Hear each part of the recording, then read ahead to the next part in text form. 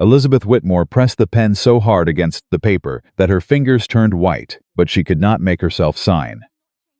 Her mother's hand came down on her shoulder like an iron clamp. "Stop crying. You'll marry him. That's final." The words hit her like a slap. 22 years old, and her entire life had already been decided by men who never once asked her name.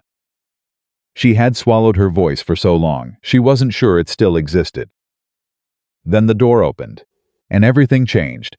If this story moves you, subscribe to our channel and drop your city in the comments. I want to see how far this story travels. The morning of October 3rd, 1817, arrived the way all terrible mornings do in Virginia, quietly. Without warning, wrapped in ordinary light, Elizabeth Whitmore woke before dawn. She had not slept. She had lain in the dark listening to the house breathe around her the creak of old wood, the distant sound of her father moving through his study below, the scratch of his pen against paper. Even in the middle of the night, Thomas Whitmore was working, calculating, arranging, trading her. She dressed without calling for the maid. She did not want anyone to see her hands shaking. The dress she chose was pale blue. Her mother had laid it out the night before with instructions. Wear this, look presentable, smile when he enters the room. Clara, her younger sister, had sat at the edge of the bed and watched her with wide, frightened eyes. "Eliza," Clara had whispered, "you don't have to do this."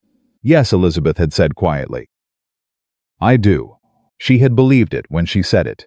She had believed it because she had believed everything her family told her for 22 years. And habit is a powerful and terrible thing. By the time she came downstairs, her father was already in his study with the door half open. She could hear voices, two men, low and businesslike. The way men talk when they are exchanging property. She stopped outside the door.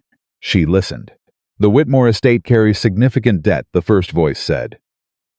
That was Harlan Gale, a name she knew, a name that made her stomach turn. A man in his late 40s with small eyes and large ambitions, and 3 former business partners who had all ended up ruined. "The arrangement is straightforward," her father replied.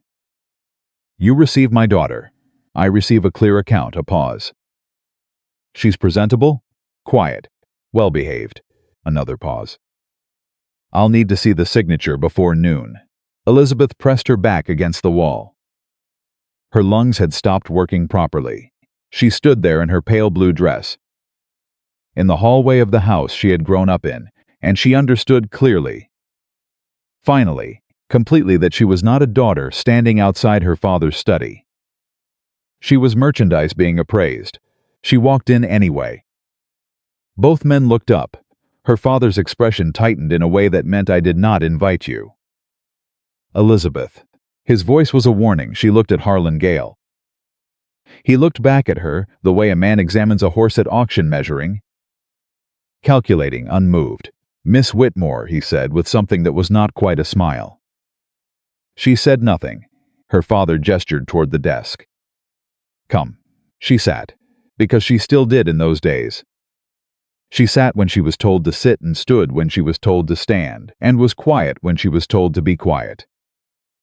And she had been doing it for so long that her own will had gone thin and pale inside her, like a candle burned almost down to nothing. The contract was already on the desk. It was 3 pages long. Her father had drawn a small mark near the bottom of the last page, an X, beside a blank line. Her name was supposed to go there. Her mother appeared in the doorway. Margaret Whitmore was a handsome woman who had once had opinions and had given them up one by one over 30 years of marriage, until she had nothing left but posture and the appearance of dignity. "Elizabeth," her mother said, with a gentleness that had iron underneath it, "don't make this harder than it needs to be." "I haven't said anything," Elizabeth said. "Your face says plenty." Harlan Gale shifted in his chair. "The girl is upset. Give her a moment." "She doesn't need a moment," her father said. "She needs to sign." Elizabeth looked at the contract. She looked at the X. She looked at the blank line where her name was supposed to go. And she thought about what it meant, what she would become on the other side of that signature. A wife. A woman in a house she had never seen. Belonging to a man who had bought her the way he would buy acreage. Because she came attached to a deal that settled a debt her father owed. She picked up the pen. Her hand was shaking. She pressed the nib against the paper. And then, the front door of the Whitmore house opened. She heard boots on the front steps, heavy, unhurried. The kind of footsteps that belong to a man who has never once in his life felt the need to move faster to please someone else. The door to the study swung open. He was taller than she expected, not that she had been expecting anyone. He filled the doorframe in a way that was not aggressive, but simply factual. The way a tree fills its own space, dark coat, broad shoulders. The weathered look of a man who spent more time outdoors than in drawing rooms. His hat was in his hand. His eyes moved across the room in one clean sweep. Her father. Gail, the desk, the contract, and then they landed on Elizabeth. On her shaking hand. On the pen she was holding against the paper. Nathaniel, her father said, and his voice changed. Became something more careful, more wary. I wasn't expecting you until tomorrow. I rode through the night, Nathaniel Hayes said. His voice was low and even. I heard there was business being conducted. Harlan Gale stood up. His expression had shifted into something guarded. Hayes, this is a private arrangement, I can see that. Nathaniel's eyes were still on Elizabeth. Not on the contract. Not on her father. Miss Whitmore. She looked up at him. Do you wish to marry this man? The room went absolutely still. Her father made a sound, somewhere between a laugh and an objection. This is not her decision to, I asked the lady, Nathaniel said quietly. He did not raise his voice. He did not need to. Elizabeth's heart was hammering so hard she could feel it in her throat. Nobody had asked her that. Not once in this entire process, not when her father first brought it up 6 weeks ago. Not when her mother explained it was for the good of the family. Not when Harlan Gale's name was written at the top of that contract. Nobody had asked her what she wanted. She looked at Nathaniel Hayes. She looked at his steady eyes and the way he was standing there still.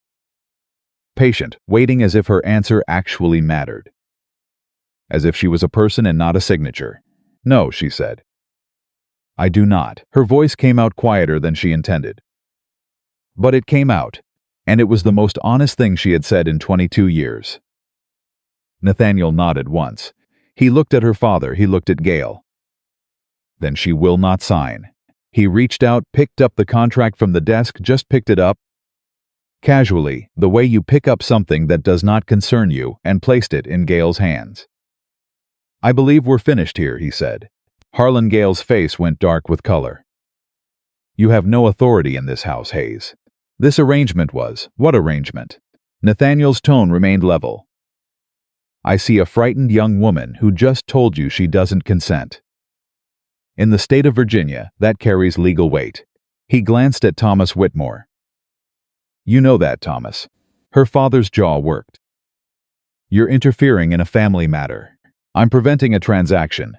Nathaniel tilted his head slightly. There's a difference. The silence in the room was enormous. Harlan Gale looked at Elizabeth. His eyes were cold and calculating, and she understood. In that moment, exactly what kind of life she had almost been signed into. This isn't over, he said. For today it is, Nathaniel replied. Good morning, Mr. Gale. Gale left. She heard his footsteps in the hallway. Hard and deliberate, and then the front door closed behind him. Her father turned to Nathaniel with the specific fury of a man who has been humiliated in front of a witness. You had no right. Nathaniel's voice dropped lower. Not threatening, just final. I had every right. What you were doing had no rights at all. He looked at Elizabeth. Is there somewhere you can go? Family, a friend? Somewhere away from this house? She stared at him. I'm my aunt. Can you travel today? Her mother made a sharp sound. Absolutely not. Elizabeth is not going anywhere. She lives here. She is with respect, Mrs. Whitmore. Nathaniel looked at her mother with something that was not unkind but was immovable. Your daughter is a grown woman who just refused a marriage contract. Her refusal stands. What happens next is up to her. Margaret Whitmore pressed her lips together. For a moment, just a moment, something crossed her face that looked almost like relief. But she buried it, the way she buried everything. Elizabeth stood up from the chair. Her legs were not quite steady, but they held. "I'll go to my aunt," she said. She said it to herself as much as to anyone else. She needed to hear the words out loud. She needed to understand that she had just made a choice, the first real one, in longer than she could remember. She was given 20 minutes to pack. Her mother came upstairs and stood in the doorway of her room while she moved around it, pulling things from the wardrobe, folding them with hands that wouldn't stop trembling. "You understand what you're doing," her mother said. It wasn't a question. "I'm leaving," Elizabeth said. "You're destroying this family." Elizabeth kept folding. "I'm leaving," she said again. "Your father will find another way to address the debt, and it will be worse. It will be something that affects Clara. Did you think about that? Did you think about your sister?" That one landed. She felt it land. Her hands paused over the dress she was folding. "Is that a threat?" she asked. Her mother didn't answer. Which was an answer. Elizabeth set the dress into the bag. "Then I'll talk to Clara before I go." She found her sister in the upstairs hallway, half hidden behind the corner as if she'd been listening. Probably she had. Clara was 19 and still had the courage their mother had spent 30 years sanding down. She felt things openly, showed it on her face, had opinions she hadn't yet learned to swallow. Clara grabbed her hands. Her eyes were bright with unshed tears. "Eliza, that man just walked in and no. Nathaniel Hayes. He has land in Kentucky." "Why did he help you?" Elizabeth shook her head. She didn't know. She didn't understand it yet. "Listen to me. If father comes to you, if he talks about an arrangement, any kind of arrangement, you come to me first. Do you understand? Whatever address I'm at, you write to me." Clara nodded fiercely. "Promise me." "I promise." Clara pulled her into an embrace so tight it hurt. Elizabeth held on for a moment that was too long and not long enough, breathing in the familiar smell of her sister's hair, the warmth of her, the realness of her. Then she picked up her bag and went downstairs. Nathaniel Hayes was waiting in the hallway. He had his hat back on now, and he was standing near the front door, with the patient stillness of a man who is used to waiting for things that matter. Her father was not in sight. She was grateful for that. "I have a carriage waiting," Nathaniel said. "I'll take you as far as the crossroads. There's a post coach to Richmond on Tuesday mornings. Today is Monday," Elizabeth said. "I know. There's a decent boarding house in Millhaven, run by a widow named Harriet Slade. She's a good woman. You can stay one night, take the Tuesday coach." Elizabeth looked at him. She did not know this man. She had never seen him before this morning. She did not know why he had ridden through the night to appear in her father's study and overturn the entire arrangement with a quiet voice and a steady gaze. And she did not know what he expected in return. "Why did you do that?" she asked. He met her eyes. "Because you were shaking," he said simply. "And no one should have to shake like that while they're being told to sign away their life." She looked at him for a long moment. "I'm not going to marry you either," she said, "if that's what this is." Something moved across his face, not offense. Closer to amusement, though gentle. "It isn't," he said. "I'm not in the business of collecting women who don't want to be collected." He moved toward the door and opened it. "Come on, then. Before your father finds his nerve." She followed him out. The October air hit her face like cold water, sharp, real, bracing. She stood on the front steps of her family home and breathed it in and felt something she hadn't felt in a very long time. Not happiness, not yet. Not safety, she wasn't foolish enough to think she was safe. But something. The faint, fragile, terrifying sensation of possibility. The carriage ride to Millhaven took 2 hours. They did not talk much. Elizabeth sat across from Nathaniel Hayes and watched the Virginia countryside move past the window and tried to process the fact that her life had, in the space of one morning, come completely apart, and somehow against all logic, felt less broken than it had when it was held together. After a while he said, "You have people in Richmond. Your aunt she'll take you in, yes? Aunt Frances. She's my mother's older sister. She and my mother haven't spoken properly in years." A pause. "She's always been kind to me." Good, he stretched his legs out, crossed his arms, looked out his own window. "You'll be all right." She wasn't sure if it was a question or a statement. Either way, it landed oddly, because she had spent so many years being not all right and having no one notice. "Let alone name it, Mr. Hayes," she said. "Nathaniel. Nathaniel." She folded her hands in her lap. "What was your connection to my father?" "He knew you. We've done business. Land disputes, mostly. He consulted me 2 years ago about a boundary claim." He paused. "He also mentioned during that time that he had daughters. He mentioned us as his people? Or as assets?" Nathaniel was quiet for a moment. "He talked about you the way a man talks about things he owns," he said. It was not cruel, it was simply true. Elizabeth nodded. She had suspected as much. She had grown up knowing it. The way you know something that nobody ever says out loud. "Then why?" She stopped. The question. "You said you heard there was business being conducted." "How? A man named Gale talks when he drinks," Nathaniel said. "He was at a tavern in Covington last week, talking about a deal he was getting ready to close. Said he was acquiring a young woman of good family to manage his household." His jaw tightened slightly. He used that word, acquiring. Elizabeth felt her stomach turn. "I knew your father's name, knew the family, knew there were daughters." He looked at her. "I reckon I should have come sooner." "You came at the right moment," she said quietly. He nodded, looked back out the window. She studied his profile, the hard line of his jaw, the way his hands rested on his knees. He looked like a man who had seen enough of the world to know what things actually cost, what they actually meant. "What does Harlan Gale mean when he says it isn't over?" she asked.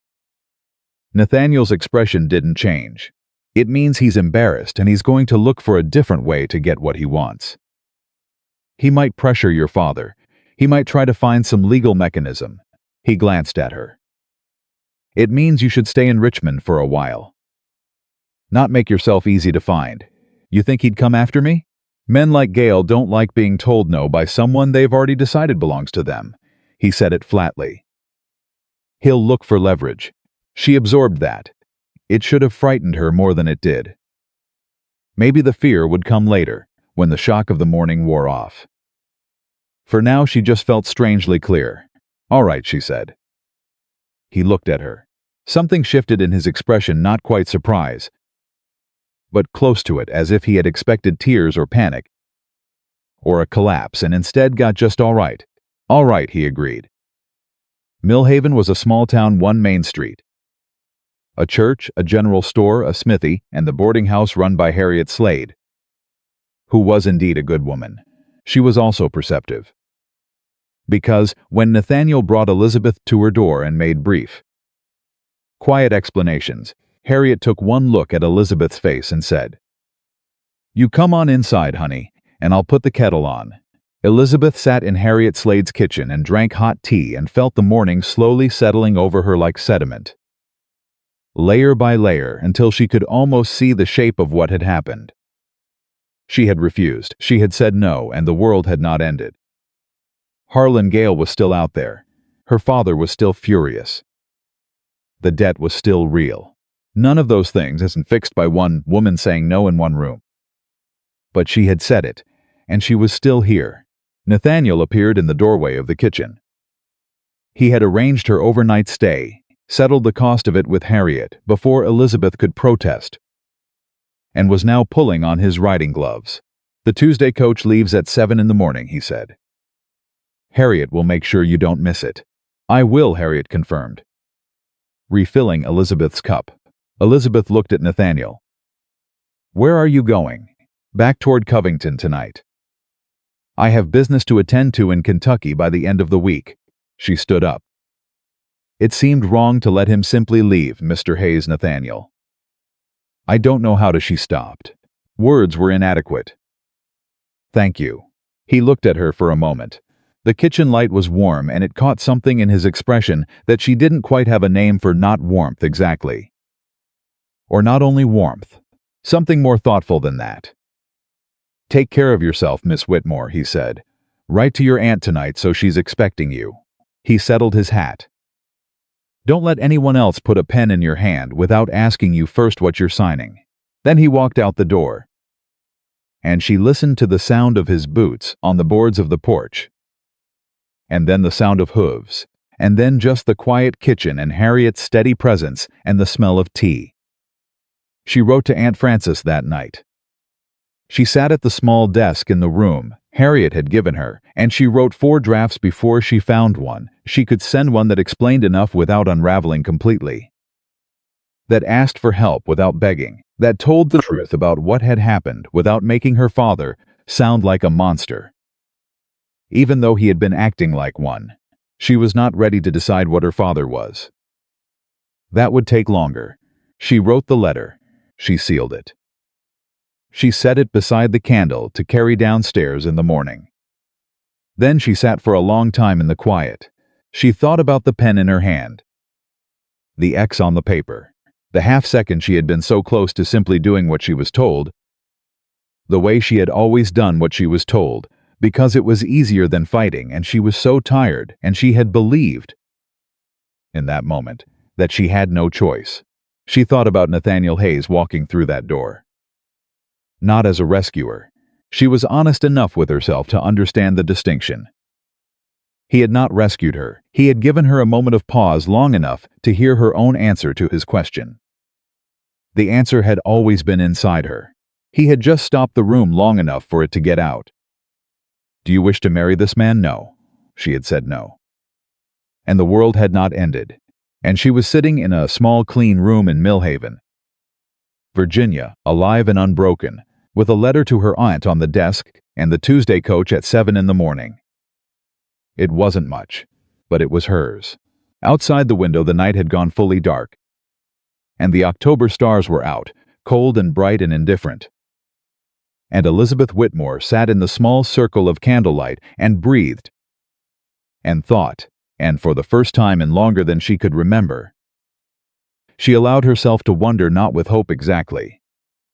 Not yet, but with something, what might come next. She had said no, and somewhere between that word and this quiet room, she had begun, without quite knowing it, to find the edges of herself again. It was a beginning. Whatever it led to, it was hers. The Tuesday coach left Millhaven at 7 in the morning. Exactly as Harriet Slade had promised, Elizabeth was awake before 5. She had slept in pieces, an hour here, half an hour there, waking each time to the unfamiliar ceiling of the small room, the unfamiliar quiet, and then the slow crashing recollection of everything that had happened the day before. Each time the memory landed, it hit differently. The first time it landed like relief. The second time like fear. By the fourth time, somewhere in the gray hours before dawn, it landed like resolve. She was done being afraid of the thing that had already happened.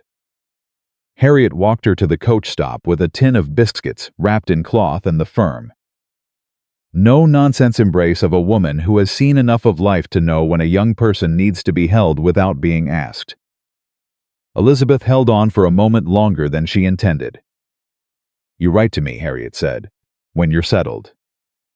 "I want to know you got there." "I will," Elizabeth promised. And she meant it. The coach was crowded and slow and smelled of damp wool and horse.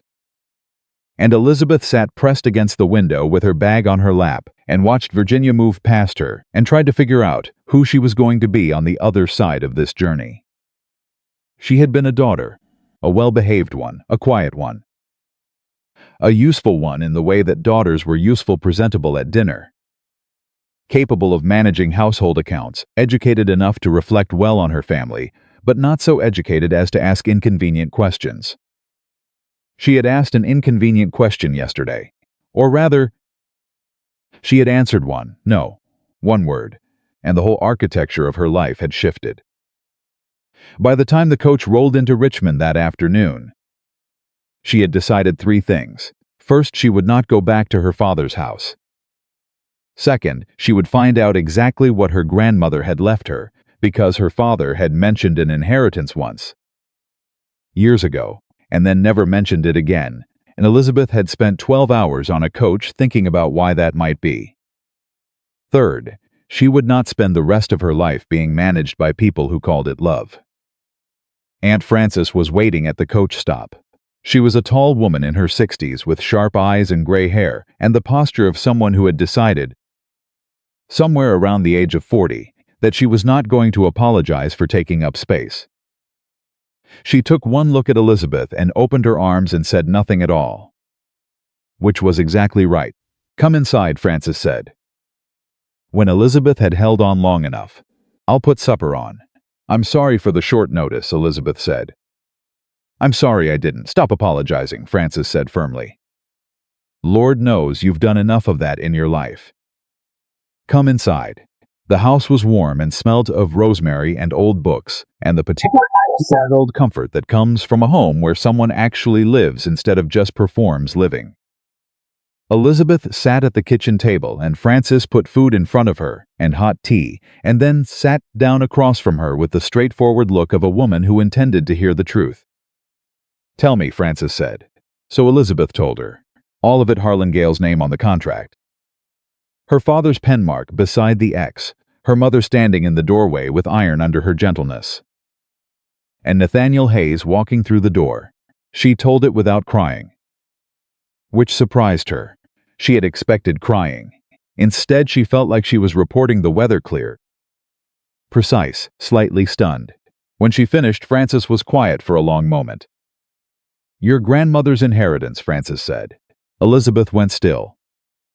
"You know about it?" "Of course I know about it." Frances wrapped her hands around her teacup. "Eleanor left everything to you specifically, not to Thomas. Not to your mother.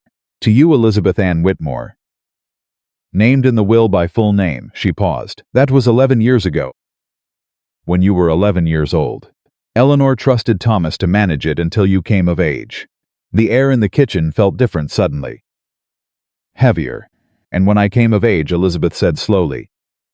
Frances looked at her steadily. "Nothing," she said. "He told you nothing, did he?" It was not a question. Elizabeth set her teacup down, very carefully. Her hands were extraordinarily steady, which seemed strange given what was happening inside her chest. "How much?" she asked. "I don't know the exact figure. But Eleanor's property in the Shenandoah Valley was worth a considerable sum." Frances paused. "And there was the matter of the timber rights. He sold them," Elizabeth said. The certainty of it arrived whole, without needing evidence. She knew her father. She knew how he operated. She had watched him manage money her entire life with confidence and carelessness in equal measure. Always certain that more would come, he sold them and used the money. "I believe so," Frances said quietly. "I have believed so for some years. But without access to the documents, I need to see the will," Elizabeth said. Frances looked at her. Something shifted in her expression, not surprise exactly. More like recognition. Like she was seeing something in her niece that she had suspected for years and was only now watching arrive. "Yes," Frances said, "you do." The will was held by a lawyer named Arthur Pemberton, who had offices on Broad Street, and who, according to Frances, had been trying to contact Thomas Whitmore for the better part of 3 years about the matter of Eleanor's estate without receiving any satisfactory response. Elizabeth went to see him the next morning. Pemberton was a compact, careful man in his 50s, with the particular expression of a lawyer who has been managing other people's problems for so long that he has lost all capacity for shock. He looked at Elizabeth across his desk, and he looked at the letter Frances had written introducing her. And then he opened a drawer and produced a file that was considerably thicker than Elizabeth had expected. "Miss Whitmore," he said, "I have been hoping someone from your family would come to see me. My father never came. Your father sent a letter 2 years ago, indicating that the estate matter was being handled internally." Pemberton's tone was neutral in the way that very pointed things are sometimes neutral. I wrote back. He did not respond. Elizabeth's jaw tightened. "I'd like to see the will, please." and any associated documentation. Pemberton laid it out for her. The will was clear and specific. Eleanor Whitmore had left her Shenandoah property, the attached timber rights, and a sum held in trust to her granddaughter Elizabeth, to be transferred upon Elizabeth's 21st birthday or upon her marriage, whichever came first. Elizabeth had turned 21 14 months ago. The property, Elizabeth said. What is its current status? Pemberton's expression shifted almost imperceptibly. That is a matter I have been attempting to clarify. Clarify it for me. A pause. The timber rights were sold approximately 4 years ago. The sale was executed in your father's name, on the basis of a document that claimed power of attorney over the estate. And that document was not, to my knowledge, properly executed. He folded his hands on the desk. Miss Whitmore, I must be precise with you. I cannot tell you with certainty that a crime was committed. I can tell you that the documentation does not align with the terms of the will, and that I have been unable to obtain satisfactory explanation from your father, and that the rightful beneficiary yourself was never notified that any of this was occurring. The room was very quiet. Elizabeth looked at the papers spread across the desk. 11 years. Her grandmother had died when she was 11. And for 11 years her father had been managing spending money that was never his. And when the money ran out, he had decided to sell her instead. She thought about Harlan Gale, the contract on the desk, the ex. She thought about what Nathaniel Hayes had said in the carriage. Men like Gale don't like being told no by someone they've already decided belongs to them. He'll look for leverage. The leverage, she now understood, had always been her. She had always been the leverage. From the moment her grandmother died, she had been an asset in her ledger. First the money, and then, when the money was gone, the girl herself. What can be done, she asked. Her voice was steady. She was very proud of it for being steady. Pemberton looked at her carefully. There are legal remedies available, potentially. The matter is complex, and it would require documentation records of the sale, the original power of attorney, correspondence. He paused. It would also require courage. Bringing a case against one's own father is not a matter society views charitably. I'm aware of that, and Miss Gale's name is not unknown in legal circles. He has connections, I'm aware of that too. She met his eyes. What I'm asking is what can be done, not whether it will be comfortable. Pemberton studied her for a moment. Then he said, in that case, Miss Whitmore, I believe a great deal can be done. She walked back to Francis's house, with the weight of it settling over her. Not crushing, she refused to let it be crushing, but real. Heavy with the specific gravity of things that are true and terrible, and have been true for a long time without your knowledge. Francis was in the front room when she came in. She looked up from her book and read Elizabeth's face in one glance. Sit down, Francis said.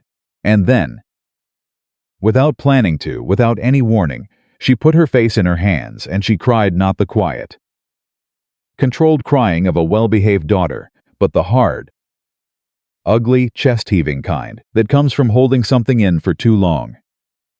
She cried for the grandmother who had tried to protect her and been circumvented. She cried for the 11-year-old girl who had never known. She cried for the years she had spent being managed and arranged and traded, believing it was love because she had no other frame of reference. Francis sat beside her and put a hand on her back and said nothing. Just that, a hand on her back, the solid, wordless weight of someone who was not going anywhere. When it was over, Elizabeth straightened up and wiped her face with the back of her hand and said, I need to write a letter. To the lawyer? To Nathaniel Hayes. Francis went still for a moment. What will you say? Elizabeth thought about it. I don't know yet. But he should know what I found. She paused. He should know that Gale's connection to this goes deeper than I understood. He said Gale would look for leverage. I think the leverage he's looking for is tied to this, to my father, and the estate, and everything that was taken from me. She looked at her aunt. And I think Nathaniel Hayes is the kind of man who should know that. Because he's already in the middle of it, whether he intended to be or not. Frances looked at her for a long, measured moment. What do you know about him? Almost nothing, Elizabeth admitted. He's a landowner. He has property in Kentucky. He was honest with me, and he didn't ask for anything in return. She paused. And when he looked at me in that carriage, he looked at me like I was a person. It sounded small. She knew it sounded small. But Frances, who had been a person in her own right for 60-some years and knew what it cost, just nodded slowly. All right, she said. Write the letter, she wrote it that evening. It took 4 drafts, same as the letter to Frances had. She was beginning to think she always needed 4 drafts to say anything that mattered. The final version was 4 paragraphs. It explained what Pemberton had told her about the will and the timber rights and the falsified power of attorney. It explained her intention to pursue the legal matter. And it said plainly that she thought he should know, because she suspected Harlan Gale's interest in her had not been personal, it had been financial. Gale had known about the inheritance. He had been buying not just a wife but a property claim. And her father had been selling both. She signed it. E. Whitmore. Then she added below it, thank you. Again. She sealed it and sent it to the address in Kentucky that Harriet Slade had provided. Apparently Nathaniel Hayes was not the kind of man whose whereabouts were hard to find. He was, Harriet had said with a particular kind of dry approval. The sort of man that people generally know about. 3 weeks passed. She worked with Pemberton. She spent hours in his office going through documents, cross-referencing records, building a picture of what her father had done with the meticulous patience of a woman who had been keeping household accounts since she was 16 and understood numbers better than her father had ever given her credit for. She was good at it. She had always been good at it. It was one of those things that had never been considered important because it was housed in a person who was supposed to be decorative. She wrote to Clara twice. Clara wrote back once in a tight, careful hand, saying that their father was furious, and their mother was quiet, and everything in the house was the specific kind of terrible that happens when something is wrong, but no one is allowed to say so. She also wrote, in smaller letters at the bottom of the page, he's been talking to someone. I don't know who. He locks the study when he's there. Elizabeth stared at that line for a long time. She also, in those 3 weeks, began to rebuild. Small things. She helped Frances with the garden and the household accounts. She went to the market and the lending library. She talked to people without measuring every word first. She ate meals without monitoring her own expression. Small things. But they accumulated. She was sitting in Pemberton's office on a Thursday afternoon, going through a stack of correspondence related to the timber sale, when the door opened and Pemberton's clerk appeared in the doorway, looking slightly startled. There is a gentleman here, the clerk said. He does not have an appointment, but he says it is urgent. A Mr. Hayes. Elizabeth looked up from the papers. She was on her feet before she'd quite decided to stand. Nathaniel Hayes looked the same as she remembered, which she realized. Embarrassed, she had been doing a poor job of not remembering. Tall, steady, the kind of solid that isn't loud about itself. He had his hat in his hand, and he looked at her across Pemberton's office with the direct, uncomplicated gaze she had thought about more than once in the last 3 weeks. Miss Whitmore, he said. You came, she said, which was obvious and unnecessary. But it came out before she could stop it. I got your letter. He glanced at Pemberton. I have information you need to hear. Pemberton gestured to the chairs. Sit, please. Nathaniel sat. He looked at Elizabeth and then at the papers spread across the desk, and something tightened in his expression, not anger. Recognition. Yes, Elizabeth said. He's been to see your father. He said it directly. No preamble. 3 days ago. I have a man in Covington who keeps track of Gale's movements. He's been a problem in land disputes before, and I like to know where he is. He leaned forward slightly. He wasn't there to renegotiate the marriage contract. He was there to make your father an offer. The air in the room changed.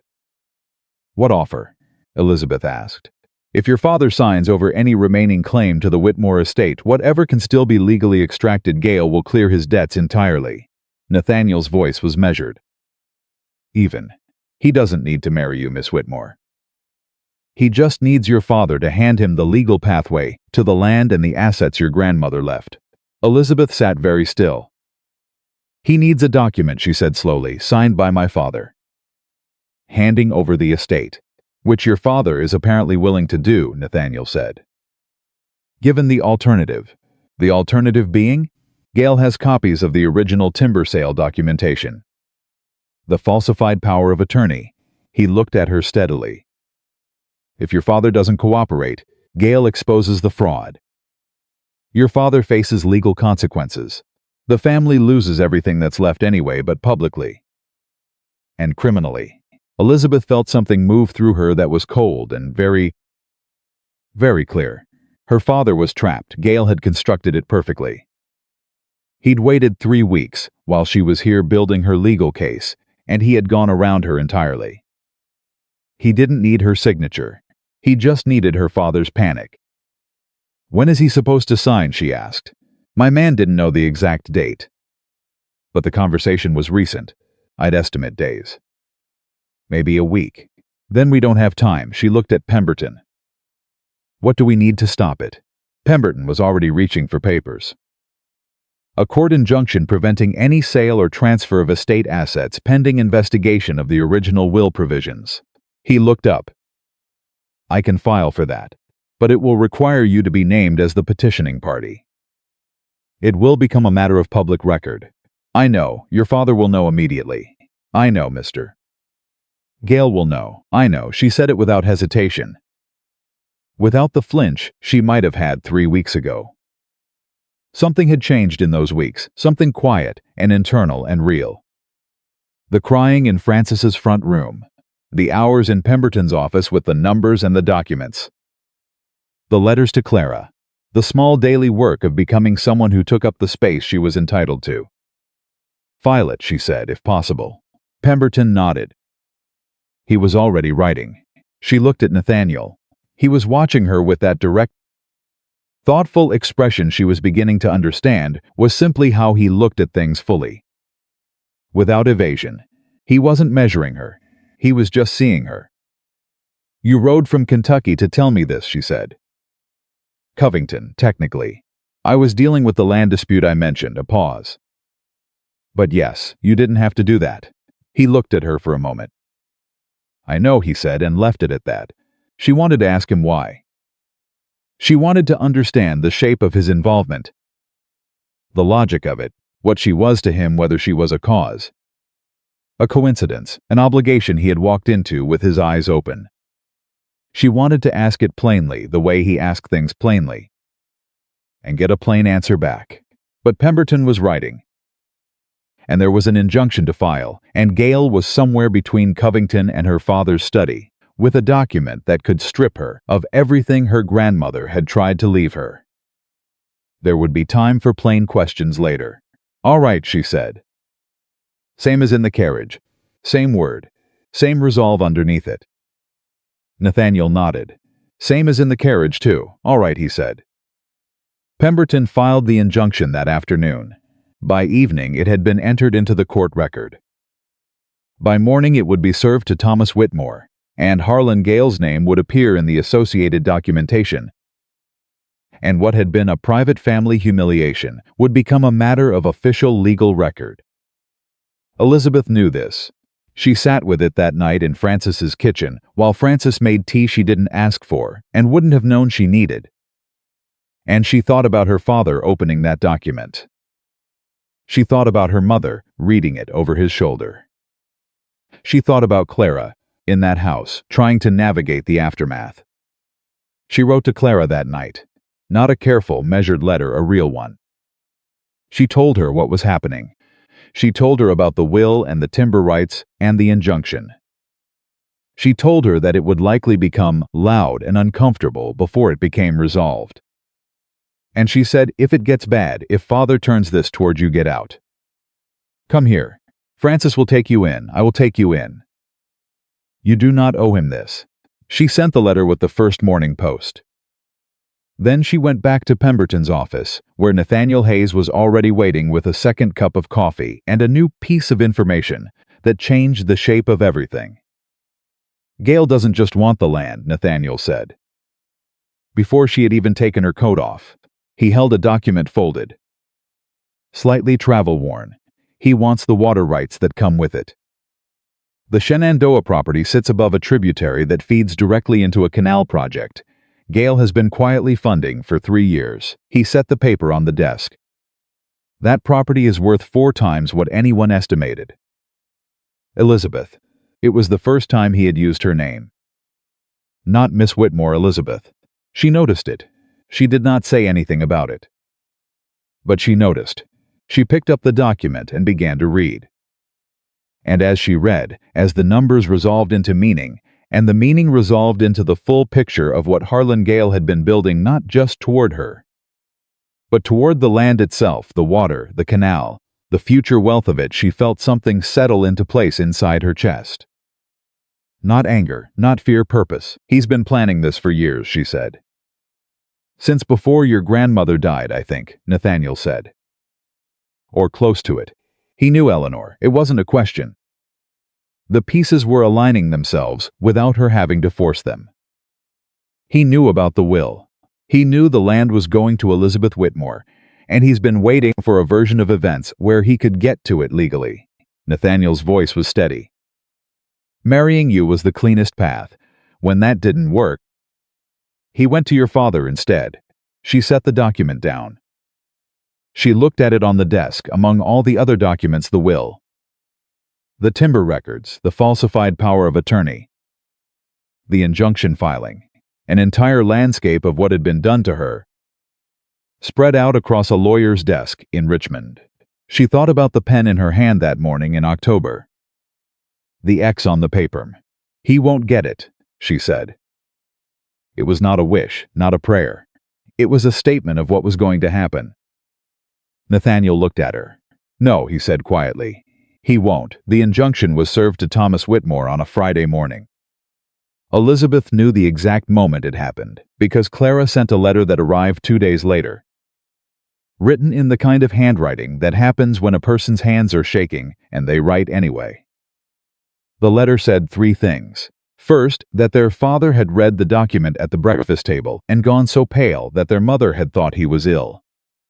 Second, that he had locked himself in the study for 6 hours straight. Third, and most importantly, that a man Elizabeth did not recognize had come to the house that same afternoon and been let in through the back door. Elizabeth read that last line twice. Then she handed the letter to Nathaniel. He read it without expression. Then he said, "Back door." "Yes, not a social call." "Then no." She looked at him. Who does Gale use when he needs something done quietly? Nathaniel was already thinking. She could see it in the way his jaw set, not anger, but the focused stillness of a man running through a list. "There's a man named Cord, Wesley Cord. He's a fixer. Legal enough on the surface, but he operates in the space between what's lawful and what's provable." He set the letter on Pemberton's desk. "If Gale sent Cord to your father's house, it means he's not waiting on the courts. He's going to move before the injunction can be enforced," Pemberton said from behind his desk. He had been listening with the concentrated attention of a man who was recalibrating everything he thought he knew about the timeline. "If he can get your father to execute a document before the court formally validates the injunction's scope, then it's a race," Elizabeth said. "Yes," Pemberton said, "it is a race." She looked at Nathaniel. He looked at her. Something passed between them in that look, not words. Not even a decision, just the mutual recognition of 2 people who understood what the next 24 hours required. "I need to go back," she said. The room went quiet. "To your father's house?" Nathaniel asked. "To Charlottesville." "To wherever he is. I need to be there in person before Cord gets him to sign anything." She straightened. "The injunction prevents a transfer of assets, but if Gale constructs the document cleverly enough, if he frames it as something other than a direct sale, a judge might take weeks to untangle it. By then the water rights could already be encumbered. You'd be walking back into the same house, Nathaniel said. I know, your father is angry. Gail is desperate. Court is dangerous, I know all of that. She met his eyes directly. But the alternative is sitting here in Richmond, while they dismantle everything my grandmother left me. And I am done sitting in rooms while men make decisions about what belongs to me. Nathaniel looked at her for a long, measuring moment. Not the way Harlan Gale had looked at her, not calculating. Not appraising. Just looking, seeing. All right, he said. Then we go. I know, he said. The same way he'd said it before. And left it at that. They left Richmond the next morning before dawn. Elizabeth and Nathaniel, and a man named Cyrus who worked for Nathaniel and had the quiet, watchful competence of someone who had spent years making sure things that needed to happen actually happened.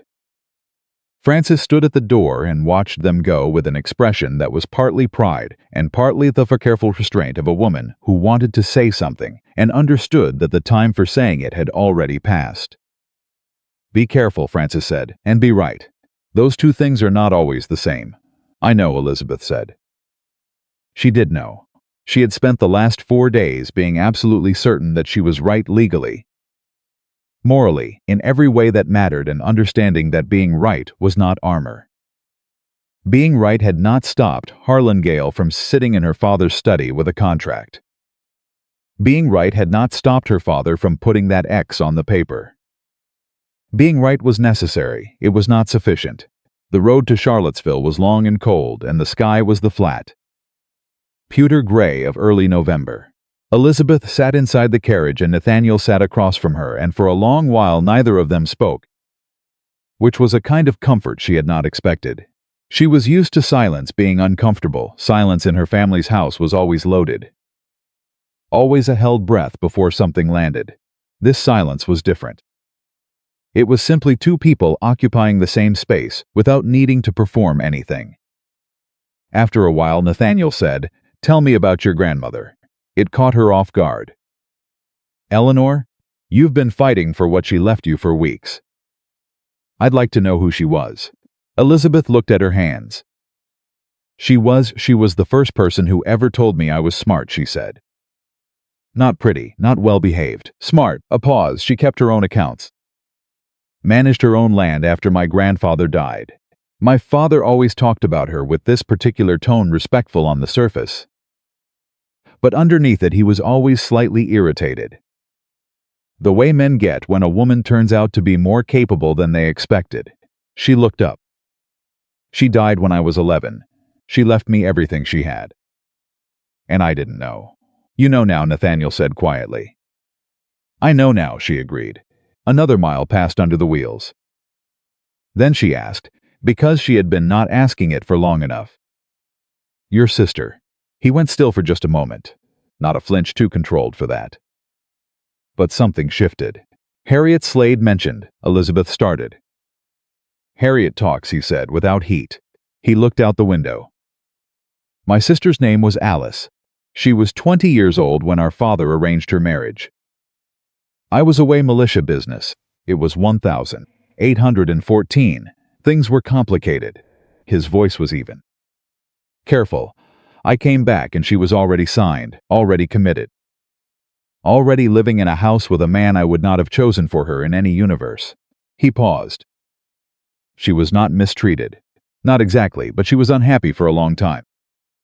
And I was the one who could have stopped it, and I wasn't there." Elizabeth looked at him. "Is that why you came to my father's house?" "Partly." He turned back from the window. "Partly it was Gale's name in that tavern, and a bad feeling I've learned over the years not to ignore." He looked at her steadily. "And partly I reckon some things just need doing, and you happen to be the person standing there when they need doing." She held that for a moment. "That's a very plain way to describe it. I'm a plain man." "No," she said. "You're not." He looked at her. She held his gaze without dropping it, which was something she was still getting used to being able to do. After a moment the corner of his mouth shifted, not quite a smile, but the shadow of one. "No," he agreed, maybe not entirely. They reached Charlottesville by midday. Cyrus had gone ahead on horseback and was waiting for them at the edge of town, with information that arrived like a stone dropped into still water. Wesley Cord was already at the Whitmore house, had been there since yesterday evening. And Thomas Whitmore had not left. Elizabeth's stomach tightened. They're still there, Cyrus confirmed. His voice was neutral, professional. There's another man with Cord. I don't know him. Nathaniel looked at Elizabeth. Changed circumstances. No, she said immediately. Same circumstances. We go, he didn't argue. She was beginning to understand that about him. He didn't argue when she was decided. He might push back when he thought she was wrong, but when she was decided and right. He moved with her. The Whitmore house looked the same as it always had. She had grown up inside those walls. She knew every room, every creaking board, every way the light moved through the windows at different hours of the day. She knew the exact spot in the hallway where you had to step to the left to avoid the floorboard that groaned. She knew the way the study smelled of tobacco and old paper, and the particular brand of anxiety her father always carried with him but never acknowledged. She had left this house 6 weeks ago with a bag in her hand and shaking hands and the single word no ringing in her chest like a struck bell. She came back with documents. The difference in what that meant was not small. Nathaniel knocked at the front door. Not Elizabeth, they had agreed on that in the carriage. Let Nathaniel knock. Let her father open to a face that was not his daughter's. Not yet. Give him 1 second of confusion before everything else arrived. The door was answered not by her father or her mother, but by a man Elizabeth had never seen 40-ish. Sharp-eyed, with the careful neutrality of a man paid to be unreadable. Wesley Cord. She knew it without being told. He had that quality of purposeful blankness that certain professionals develop, the way a card player's face goes smooth at the table. This is a private residence, Cord said. I'm aware of that, Nathaniel said. I need to speak to Thomas Whitmore. Mr. Whitmore isn't receiving visitors. He'll receive me. Nathaniel's voice was conversational. Completely unthreatening. Somehow that made it more certain. Tell him Nathaniel Hayes is at the door. And tell him his daughter is with me. A pause. Cord's eyes moved to Elizabeth. She looked back at him without expression. The door closed. Then it opened again. Wider, and Thomas Whitmore stood in the doorway looking 10 years older than he had 6 weeks ago. He looked at Elizabeth like a man who is trying to determine whether what he is seeing is real. Then something moved across his face that might, under different circumstances, have been relief, he said. Father, she said. We need to talk, all of us. He stepped back from the door. The study looked the same desk, the same chair where she had sat with the pen in her hand and the X waiting for her name. She did not sit this time. She stood beside Nathaniel and looked at her father across the desk and felt the room differently than she ever had, not smaller. Not larger, just exactly the size it was, an ordinary room.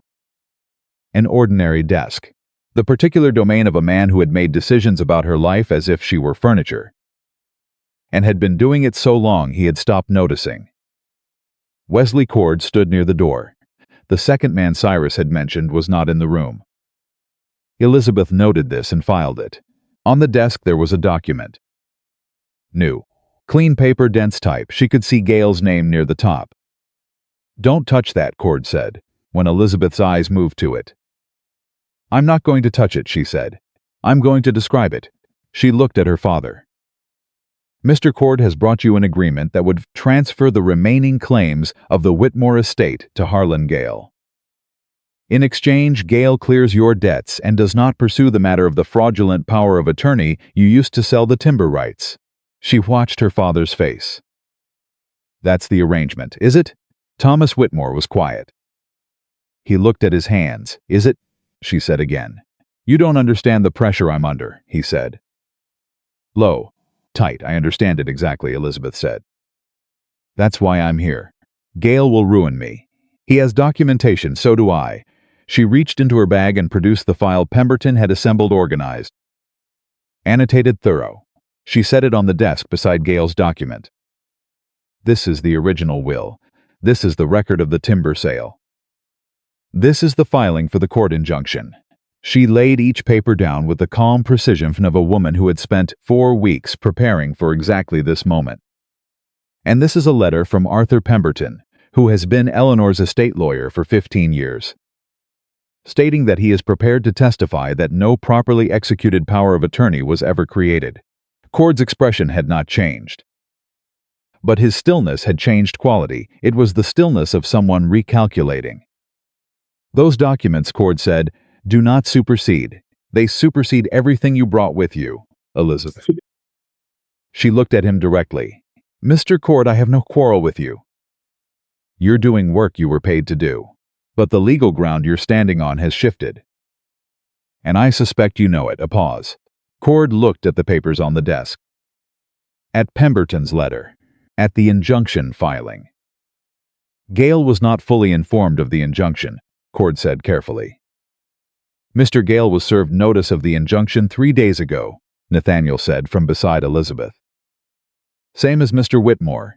If Gale told you otherwise, you might want to reconsider who's been keeping you fully informed.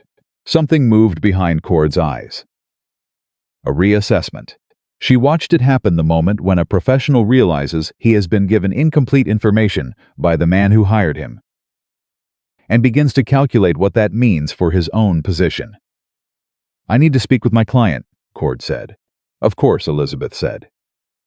Will Waite left. The door closed behind him. The room was very quiet. Her father looked at her. His face had collapsed somehow, not dramatically. Not the way faces collapse in stories, just quietly. The particular deflation of a man who has been running very hard for a long time and has finally run out of road. Eliza, he said. He hadn't called her that since she was a child. She looked at him. She felt many things. Anger, yes. Grief underneath the anger. And something else, something that surprised her. An almost unbearable compassion for the man he must have been. Once before all the bad decisions accumulated into this. Before he had become someone who sold his daughter to cover his mistakes. She did not let the compassion move her from where she was standing. But she let herself feel it. You took what Eleanor left me, she said. Not accusatory, just true. I was going to replace it, he said. His voice was rough. When the timber sale came through, there was supposed to be the money was supposed to be enough to. It was never enough, she said. Because it was never yours. He looked down. I need you to listen to me, she said. Not as your daughter. As the person whose interest you have been mismanaging for 11 years. She leaned forward slightly. Gale is not trying to help you. He is using you. The document Cord brought if you sign it. Gale gets the water rights and the canal access, and you get a cleared debt and nothing else. His debt exposure disappears. Yours gets papered over. And in 2 years, when the canal project makes him wealthy, beyond what either of us can currently imagine, you will have nothing to show for any of it except a clean ledger and a daughter you treated like a line item. Her father was very still. Don't sign it, she said. Work with Pemberton. Work with me. There is a path through this that doesn't require you to hand Harlan Gale everything Eleanor worked her entire life to build. She paused. But you have to choose it. I can't choose it for you. Silence. Then her father said, in a voice she had not heard from him, before scraped clean of everything that usually armored it. Why would you help me? After what because you're my father, she said. And because Eleanor would have wanted the land protected. Not bargained away to someone like Gale. She held his gaze. And because I am not interested in revenge, I am interested in what's right. The door opened. Cord came back in. His expression had changed. Not dramatically, he was too professional for dramatic. But something had shifted. I'll need to consult with Mr. Gale before proceeding, he said. Given the new documentation. That's fine, Nathaniel said. Take your time. Cord picked up the document from the desk, the one he had brought. He folded it with deliberate care. I'd advise my client, he said. And then paused, and Elizabeth understood he meant her father now. Not Gale. to seek independent legal counsel before taking any further action. He left. The second man followed without a word. The front door closed. Elizabeth heard it from the study, that same final sound she had been listening for. One way or another, for the last 6 weeks, her father put his face in his hands. From upstairs, she heard movement. Her mother's footsteps. She had always known the precise sound of them coming down the stairs. And then her mother appeared in the doorway of the study, and looked at Elizabeth, and looked at Nathaniel, and looked at the papers on the desk. Margaret Whitmore had not changed in 6 weeks either. She still had that posture, that careful, performative composure. But something was different in her eyes, something that looked almost like the return of a person who had been absent for a very long time. "He won't sign it," Margaret said. It wasn't a question. "No," Elizabeth said, "he won't." Her mother looked at her for a long moment. Then she said something Elizabeth had not, in 22 years, ever heard her say. Good, just that, one word. She said it, and then she turned and walked back out of the room. And Elizabeth stood in the doorway of her father's study in the house she had grown up in, and felt the world rearrange itself around that single syllable. Good. Her mother had buried herself for 30 years under management and composure and the careful performance of a woman who did not have opinions. And in this one word, standing in this doorway, watching her daughter refuse to be sold, some piece of the woman she had once been had surfaced. Briefly, like something coming up for air. It was not enough. Elizabeth knew it was not enough. One word could not undo 30 years. But it was real, and it was there, and she filed it away in the part of herself that still, despite everything, loved her mother. Nathaniel touched her arm light. Brief, the careful contact of a man who asks before he assumes. She looked at him. "Are you all right?" he asked quietly. She thought about it. Actually thought about it, instead of answering automatically. "Not yet," she said, "but I'm getting there." He nodded. Accepted it. Her father lowered his hands from his face. He looked at the papers on the desk, Pemberton's filing. The original will, the documentation of everything that had been done wrong. His face was exhausted, reduced to something closer to honest than she had seen it in years. "What happens now?" he asked. "You send a letter to Pemberton," Elizabeth said. "Tonight, stating that you wish to cooperate with the investigation into the estate." She met her father's eyes. "And then you stay out of Harlan-Gale's way." Her father nodded. Slowly, with the movements of a man putting something down that has been too heavy for too long. Elizabeth waited. "I'm sorry," he said. It came out scraped and bare and real, in the way that things are real when someone is too tired to construct them any other way. "I know that doesn't." He stopped. "I know." She looked at him for a long moment. The anger was still there.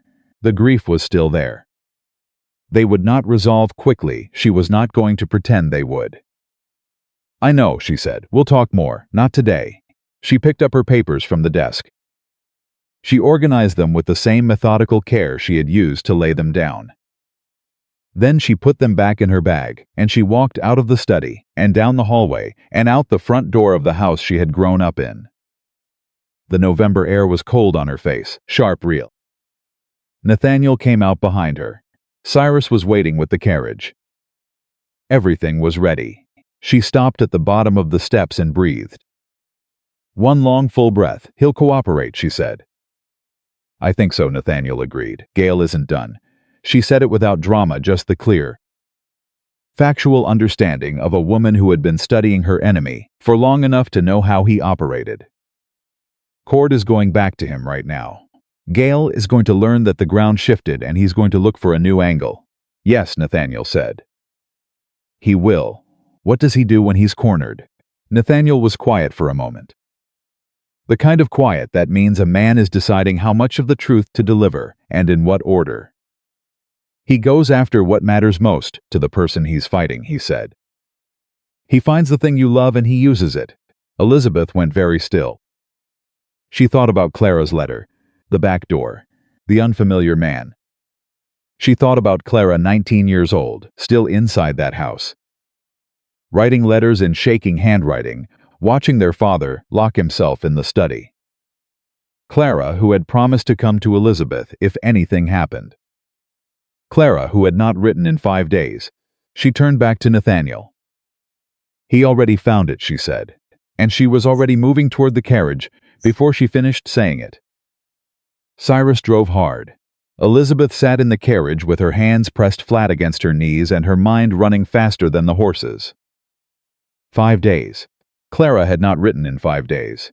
In the weeks before that, she had written every 2 days short letters. Careful letters. Letters that said as much in what they didn't say as in what they did. And then nothing. 5 days of nothing, which was not Clara's way. Which meant something had changed. Which meant someone had changed it. Nathaniel sat across from her. He was not telling her to calm down. He was not telling her it might be fine. She was grateful for both of those absences. How long to get back to the house, she asked. 20 minutes, Cyrus called down from the box. She looked at Nathaniel. Gail knew we were coming to Charlottesville, most likely, Cord told him. Or the second man did. Someone watching the roads, she turned it over.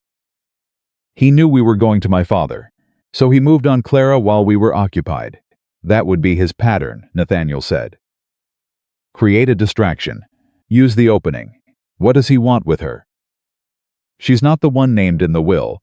She has no legal claim to the estate. Elizabeth's voice was controlled. Deliberately controlled, the way you hold a lamp steady in wind. Unless she stopped. Nathaniel was watching her. Unless what? Unless he doesn't want Clara as leverage over the estate, she said slowly. He wants her as leverage over me. She looked at him. He's already lost the property angle. The injunction is filed. My father won't sign, even if he constructed a new document. Pemberton is watching, and the courts are watching, and he knows it. She felt the shape of it resolve with cold, horrible clarity. So he shifts, he takes what I love and he uses it to make me stand down. Make me withdraw the injunction. Make me walk away from the legal case, and let him find another path to the water rights. He'd use a 19-year-old girl for that, Nathaniel said. Flat. No question mark, just the statement of a man confirming something he already believed about who Harlan Gale was. Without hesitation, Elizabeth said. The carriage moved faster. Elizabeth felt every minute of it in her chest, the specific ache of knowing someone you love might be frightened right now. In this moment, while you are still 20 minutes away. She thought about Clara's face in the upstairs hallway. Promise me. And Clara's fierce nod, her bright eyes. The way she had held on too tight and too long. Clara had promised to come to her if anything happened. Clara hadn't come, hadn't written, hadn't sent word. Which meant either she couldn't, or something was preventing her. Neither option was acceptable. When the carriage pulled back up to the Whitmore house, Elizabeth was out the door before it fully stopped. She heard Nathaniel say something to Cyrus low, quick, and then his footsteps behind her. Close but not crowding her, giving her space to move and staying near enough to matter. She knocked at the front door. Hard. 3 times, her mother answered. Margaret Whitmore looked at her daughter's face, and something in her own face changed. The composure cracked just slightly. Like fine porcelain showing a hairline fracture. Where is Clara? Elizabeth said.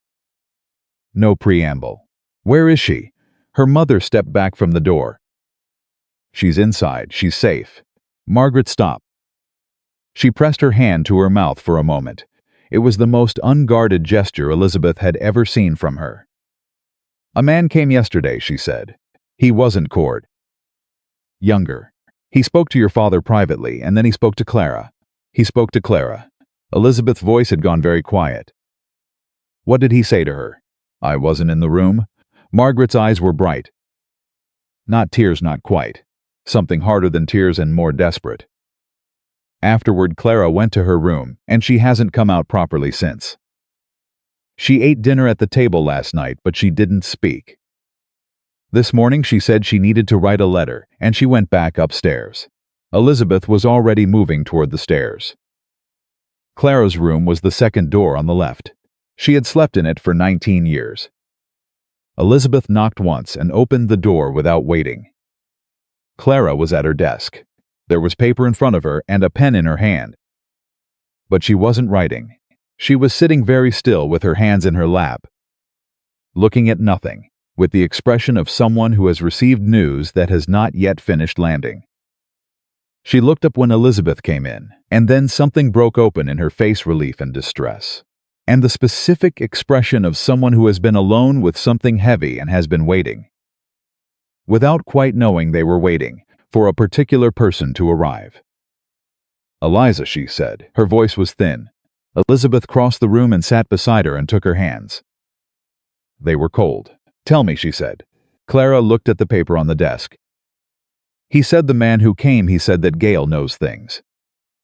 About father, about the estate, about the timber rights." She swallowed. "He said that if you don't withdraw the court filing by Friday, Gail will make sure father is charged publicly. Criminal fraud." Her voice dropped. "And he said," she stopped. "Clara, he said was a pleasant young woman and it would be a shame if my prospects were damaged by my family scandal." She looked at Elizabeth. Her eyes were steady, but her hands weren't. "He wasn't threatening me directly. He was very careful not to threaten me directly. He was just describing what would happen. The way you'd describe weather." Elizabeth felt something cold move through her.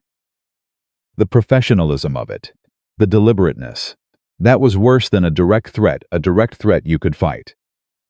This was a description of inevitable consequences, delivered with the detached regret of a man who was simply reporting facts. "He came to make you feel trapped," Elizabeth said. "Not you specifically, he came so you would feel trapped and come to me, and I would feel responsible for what happened to you." Clara's chin came up slightly. "I know that," she said. "I worked at a pause." "It still worked." "Yes," Elizabeth said. "That's how those things operate." She squeezed her sister's hands. "Are you all right?" "I'm angry," Clara said. "I've been sitting here being angry for a day and a half and I didn't know what to do with it." "Good," Elizabeth said. "Stay angry. That's the right response." She stood up. "Don't write anything. Don't sign anything. Don't respond to anything Gail sends until I talk to you first." "You're not going to withdraw the filing," Clara said. It was not quite a question. "No," Elizabeth said. "I'm not." Clara held her gaze. "Then what happens to father?" The question sat in the room. Elizabeth felt the full weight of it, had been feeling it, in different forms, since she walked into Pemberton's office and saw the shape of what her father had done. "The truth happens," she said finally. "Whatever the truth costs, it costs it. But Gail doesn't get to use the truth as a weapon when it suits him and bury it when it doesn't." She looked at her sister. "Eleanor left her estate to protect this family. Not this version of it, the version we could be, if we stopped letting men like Gail decide what we're worth." Clara was quiet. Then she said, "What do you need me to do? Right now?" "Come downstairs, talk to Nathaniel. He needs to know exactly what the man said, every word you remember." "Nathaniel Hayes?" "Yes." Clara looked at her with the particular expression of a 19-year-old who is paying closer attention to everything than anyone realized. "Francis wrote me about him." Elizabeth stood up. "Come downstairs, Clara." Nathaniel was in the front room with their father. Thomas Whitmore looked like he had aged another decade in the 20 minutes since Elizabeth had last seen him, which she supposed made sense, because he had spent those 20 minutes understanding that his decisions had put his younger daughter in a room with one of Gail's men. And no amount of self-justification was going to make that sit easily. When Clara came down and told Nathaniel what the man had said, word for word, Nathaniel listened without interrupting. He sat with his hands on his knees and his expression steady and let Clara say the whole of it. When she was done, he thanked her. Just that simple. Direct, the way he did most things. Then he looked at Elizabeth. "Friday," he said. "That's 3 days." "Yes. He's not actually going to the courts about your father," Nathaniel said. "Not yet. If he does that, the criminal matter opens up and Cord gets pulled into it and Gail's own conduct becomes visible. He's not ready for that exposure." He looked at Thomas. But he wants you to believe he will. He wants you panicked enough to make Elizabeth feel guilty enough to back down. Thomas Whitmore put his hand over his eyes. He knows me, he said quietly. Gail has known me for years. He knew exactly. Yes, Nathaniel said. Without cruelty, he did. I put everyone in this position, Thomas said. He said it to no one in particular, to the room, to himself. I spent money that wasn't mine, and I told myself I'd replace it, and I never did, and I kept telling myself that right up until there was nothing left to tell myself. He lowered his hand. His face was exhausted and honest in a way Elizabeth had not seen from him in years, maybe ever. I thought marrying Elizabeth to Gail was the cleanest solution. I told myself she'd be provided for. I told myself it was practical. He looked at his daughter. I knew it wasn't right. I knew while I was putting the X on that paper that it wasn't right. The room was silent. Elizabeth looked at her father. The anger was still there. It was going to be there for a long time. And she was not going to pretend otherwise. But something else was there too now. Something that looked distantly, like the beginning of a conversation, that might someday become something better than this. Write the letter to Pemberton, she said. Tonight. Full cooperation. Everything you know about the timber sale and the power of attorney document and how it was constructed. Her father nodded. And father. She held his gaze. If Gail contacts you again directly through Cord or anyone else, you tell me immediately. Not after you've thought about it. Not after you've worried about it. Immediately, yes, he said. All right, Nathaniel stood. I need to send a letter of my own, he said. He looked at Elizabeth. There's a judge in Richmond, Judge Samuel Hart. He's handled Gail's land disputes before. He knows Gail's methods and he has very little patience for them. He paused. If I contact him directly, explain the Friday deadline Gail has constructed, he may be able to accelerate the injunction's formal scope. Make it airtight before Gail can find a new angle. You know this, Judge, Elizabeth said. We've done business. He's a fair man, Nathaniel looked at her steadily. It's a connection worth using. She held his gaze for a moment. She was still learning, in these days, the difference between accepting help and surrendering agency. They were not the same thing. Accepting help from a person who offered it freely. From a place of straightforward decency and not obligation or strategy that was not weakness. That was simply good sense. Use it, he nodded. Turned to Thomas. Do you have paper? What followed were 3 days that Elizabeth would later remember, not for their war drama, but for their pace, the relentless, grinding forward movement of people who have decided to act and are simply doing it. Hour by hour, without waiting for someone to tell them it was allowed. Nathaniel's letter went out that night. Her father's letter to Pemberton went out the same evening. Elizabeth read it before it was sealed. Not because she didn't trust him, but because trust was being rebuilt one verified action at a time. And both of them understood that. The letter was complete. It was honest. It named every specific decision Thomas Whitmore had made with Eleanor's estate, and it named them without excuse. Elizabeth sealed it herself and handed it to Cyrus, who rode through the night. Clara, who turned out to have inherited Eleanor's sharp mind for organization without anyone noticing, spent the next day going through the household correspondence, with Elizabeth looking for any cohesion from Gail or Cord that predated the injunction. Any letter that could establish timeline and intent. They found 3.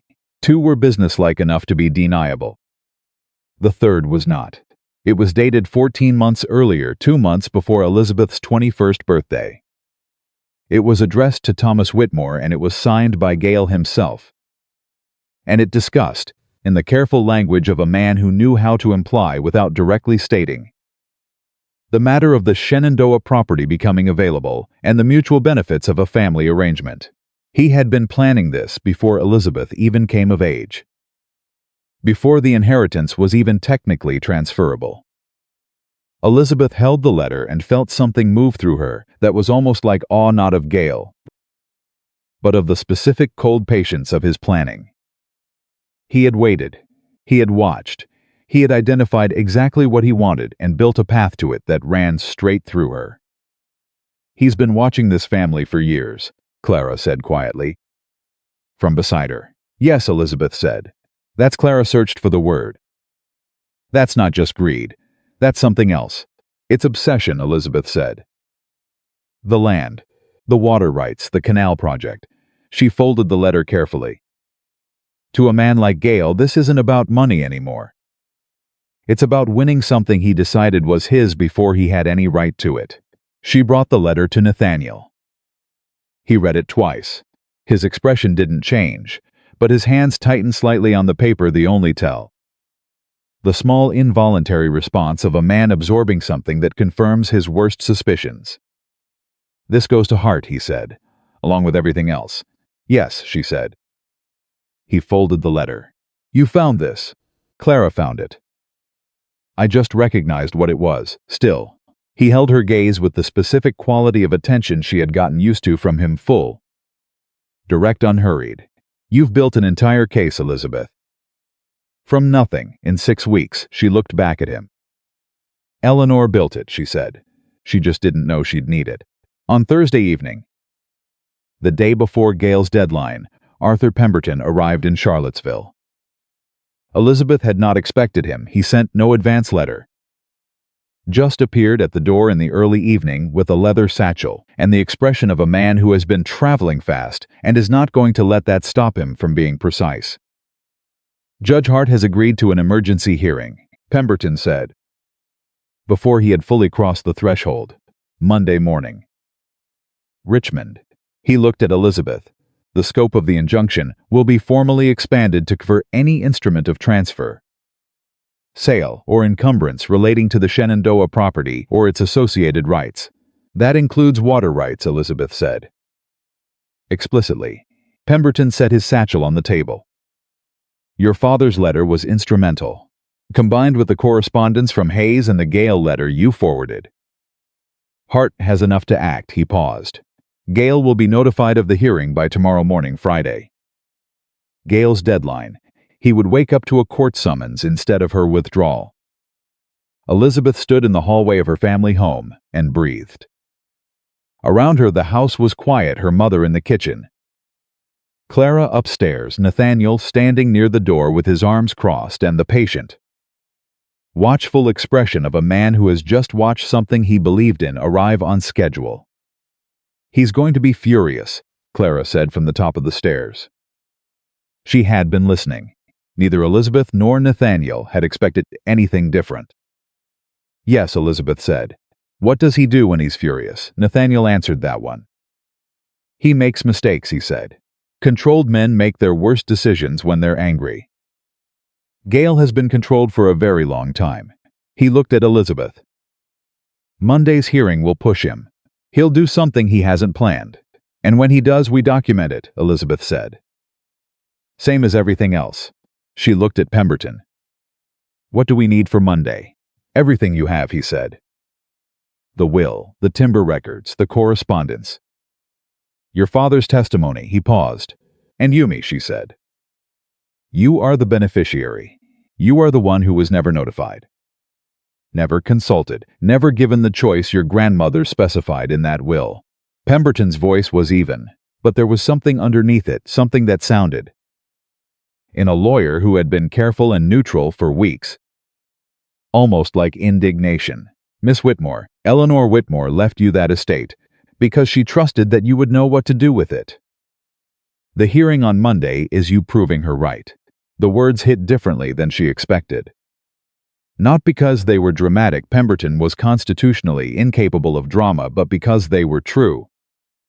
And truth had a particular weight she had been learning to recognize. Eleanor had trusted her, had written her name in a legal document 11 years ago and said, "This belongs to her when she is old enough, because she will know what to do with it." She had not known at 11 years old what she would need it for. She had not known, at 21, that it was waiting.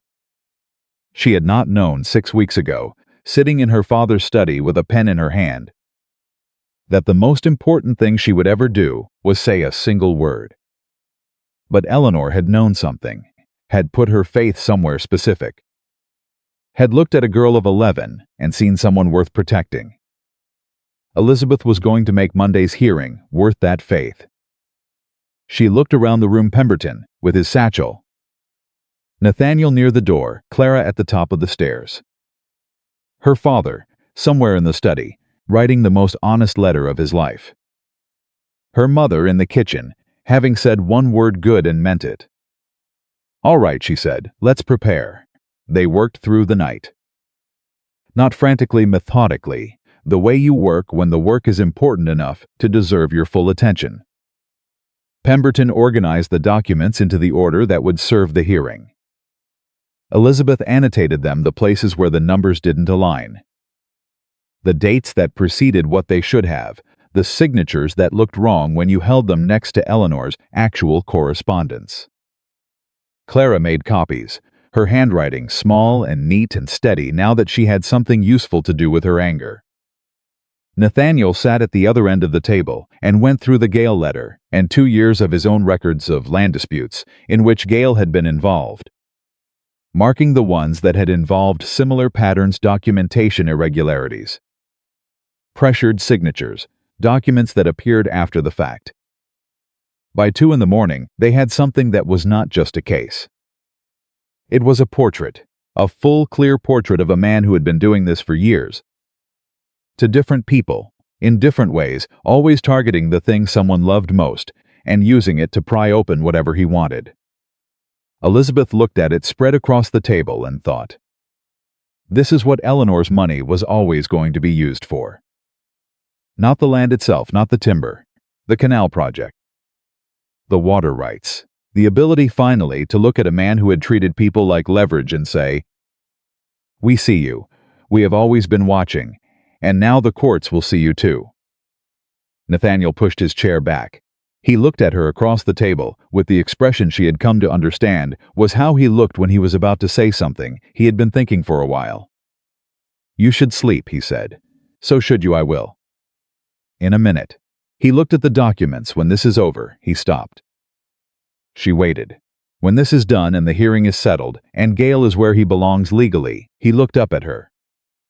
"What do you want to do with it?" "The property." She had thought about this. More than she'd told anyone. Eleanor managed her own land, she said. She kept her own accounts. She built something that outlasted her. And the only reason it nearly didn't outlast her is because she trusted the wrong person to carry it forward. She looked at the will. Sitting at the top of the stack, Eleanor's handwriting. Precise, unhurried, the writing of a woman who knew her own mind. "I want to do what she did. Manage it myself." She paused. "There are women in this county with no resources and no one in their corner. Women who need what I needed 6 weeks ago and don't have a Nathaniel Hayes walking through the door." He looked at her. Something moved in his expression. "Not a rescue," she said. "A resource. Education, legal access. The kind of help that gives someone back their own agency instead of trading one dependency for another." The room was very quiet. "That's what you want to do with Eleanor's land," he said. "That's what Eleanor would have wanted," she said. "And what I want both." He looked at her for a long moment. Long enough that she felt it, the specific quality of being truly seen.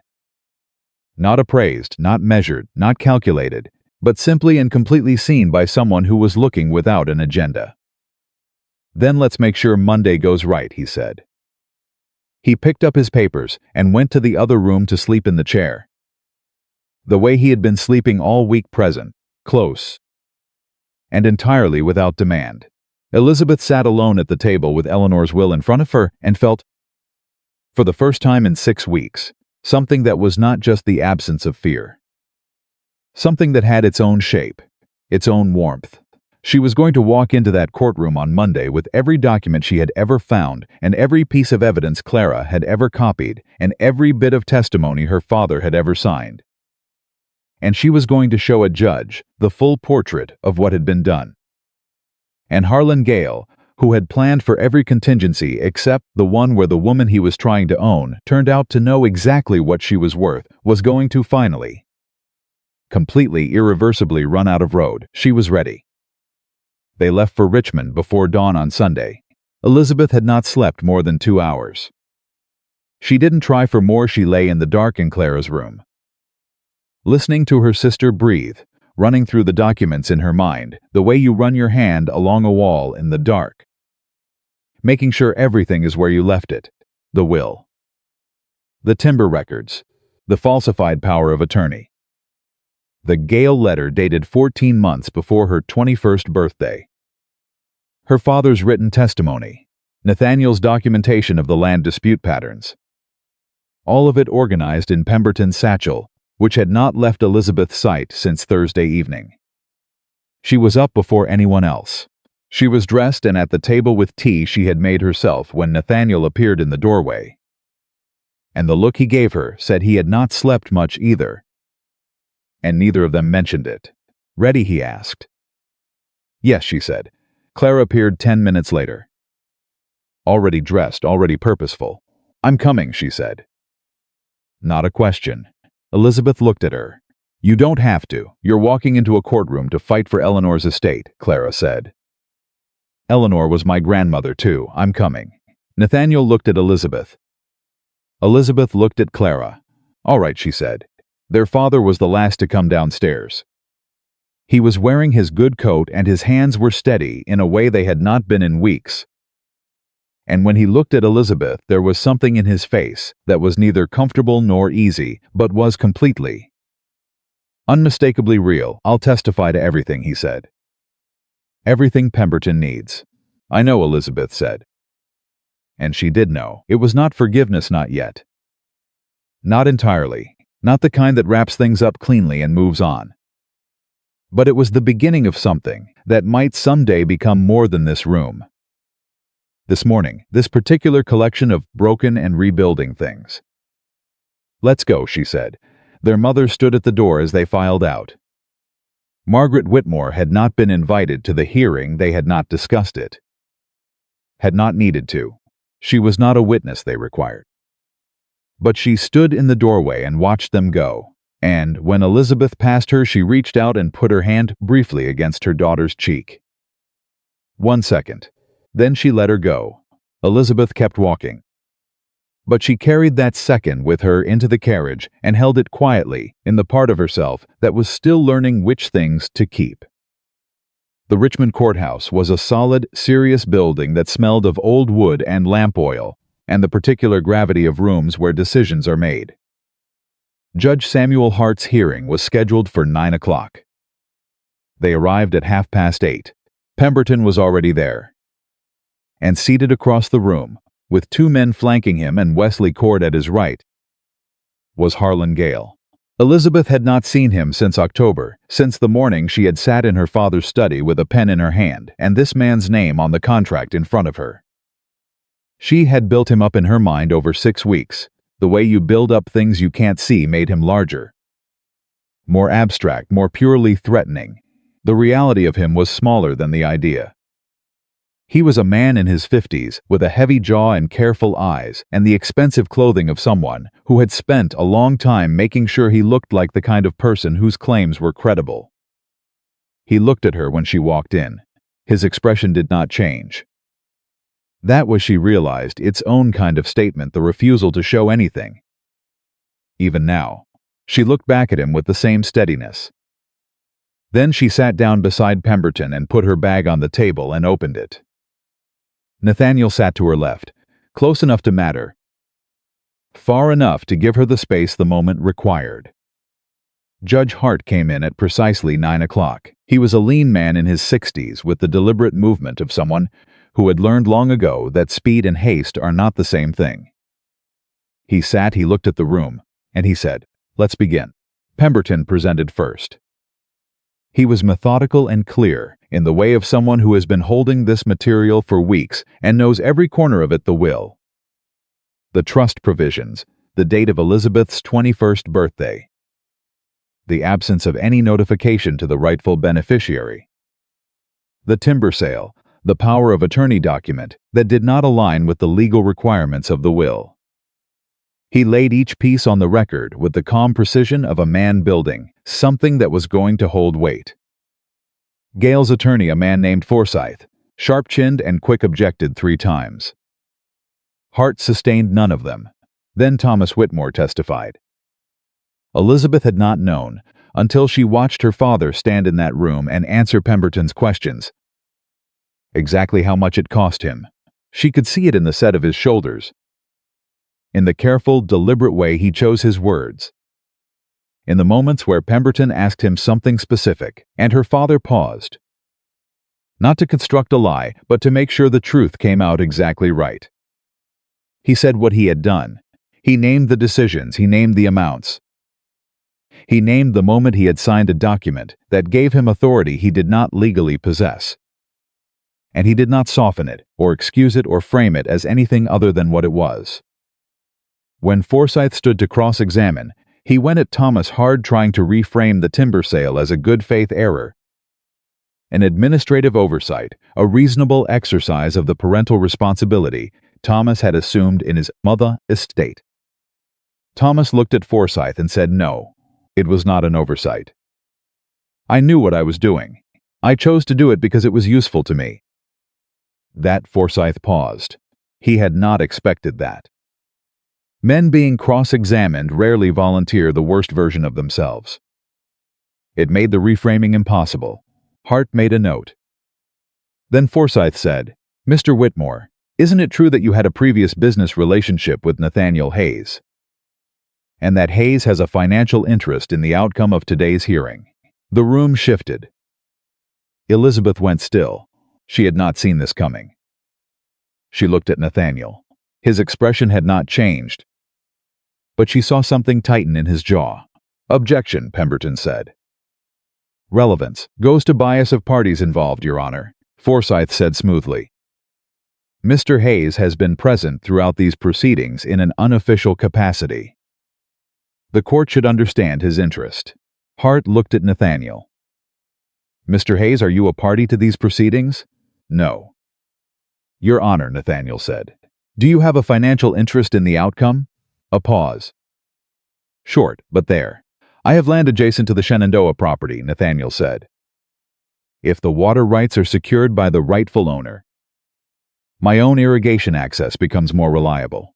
If Gale acquires them, he controls access to water on 4 properties, including mine." The room absorbed this. Elizabeth absorbed it. She turned and looked at him. He met her eyes directly, without evasion, without apology, with the plain, unflinching look of a man who has just said something true that he would have preferred to say differently. He had not told her. In 6 weeks in the carriage, in Pemberton's office, in her father's study, at the table at 2 a.m, he had not told her that he had his own stake in the outcome. She felt it land the way things land when you have lowered your guard harder than they should. Right in the place you were least protected. Forsyth was already moving.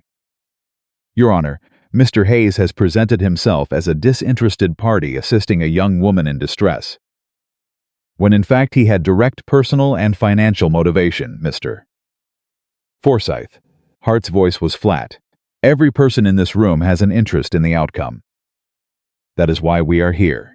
The question before the court is whether the legal provisions of Eleanor Whitmore's will were violated, not whether anyone present has self-interest. Proceed." Forsyth sat down.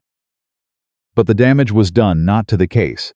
Elizabeth understood that with the legal-minded clarity she had been developing for weeks. The case was solid. The damage was personal, and it was sitting in her chest like a splinter. She did not look at Nathaniel again during the hearing. Pemberton called her next. She stood. She walked to the front of the room. She put her hands flat on the rail in front of her, and she looked at Judge Hart, and she answered every question he and Pemberton put to her with the same methodical, documented precision she had been practicing since the first morning in Pemberton's office. She knew this material better than anyone in the room. She had lived inside it for 6 weeks. She knew every date, every discrepancy, every number that didn't align with every other number. and she presented it without drama and without flinching and without once looking at Harlan Gale. When Forsyth stood to cross-examine her, he tried 3 different angles. He tried to suggest she was motivated by spite toward her father. She answered that her father had cooperated fully with the investigation, which was not the behavior of a man being persecuted by a vengeful daughter. He tried to suggest she had been coached by Nathaniel Hayes. She answered that she had found the will, engaged the lawyer, filed the injunction, and built the documentary case herself, and invited the court to examine the timeline of her actions against the timeline of any involvement by Hayes. He tried finally to suggest that she was simply a young woman out of her depth in legal matters she didn't truly understand. She looked at him. She looked at him with the patient, precise gaze of a woman who had kept household accounts since she was 16, who had spent 6 weeks in a lawyer's office cross-referencing land records and timber contracts and estate law, who had found a 14-month-old letter that no one else had thought to look for. "Mr. Forsyth," she said, "would you like me to walk you through the discrepancies in the power of attorney document again?" "I can do it from memory." Forsyth sat down. Hart made another note. Gale testified last on his own side. He was smooth. He was credible. He had clearly done this before the measured voice, the air of patient reasonableness, the performance of a man who was simply trying to conduct honest business and had been caught in the unfortunate crossfire of a family dispute. He said he had intended to help the Whitmore family. He said the marriage arrangement had been discussed openly between consenting adults. He said the subsequent business discussions with Thomas Whitmore had been straightforward and had not been intended to circumvent any legal instrument. He was very, very good at it. But Pemberton had the letter. The 14-month-old letter in Gale's own hand, discussing the Shenandoah property and the canal access and the mutual benefits of a family arrangement, dated 2 months before Elizabeth's 21st birthday, before the inheritance had even become legally transferable, before Thomas Whitmore's debts had become critical, before any of the events Gale was now describing as a spontaneous attempt to help a struggling family. Pemberton read the letter into the record, slowly. Every word. The room was very quiet when he finished. Gale's expression did not change. He was that controlled. But Cord, beside him, looked down at the table, and that small movement told Elizabeth everything she needed to know about how the ground had just shifted. Hart called a recess. Elizabeth sat in the hallway outside the courtroom, with Clara beside her, and Pemberton reviewing notes at the other end of the bench. Her father sat further down alone, his hands clasped between his knees, looking at the floor with the expression of a man engaged in a very difficult internal conversation. Nathaniel was standing near the window, not close to her, giving her the distance she had, without speaking, made clear she needed. After a while, Clara said quietly, "He should have told you." "Yes," Elizabeth said. "But he came," Clara said. "He came that first morning. He came to Richmond. He came to Charlottesville. He sat at the table until 2 in the morning." She paused. "A man who was only there for the water rights doesn't do all of that." Elizabeth said nothing. "A man who was only there for the water rights," Clara continued, in the careful, precise tone of a 19-year-old who has clearly been thinking about this for more than 5 minutes, would have found a much simpler and less personally costly way to get them. Elizabeth looked at her sister. Clara looked back with the expression of someone who has said what she came to say and is content to let it sit. Hart reconvened at 11:30. He did not deliberate long. The case was what it was documented, clear and built on 6 weeks of meticulous work by a young woman who had refused, at every turn, to be managed out of what was hers.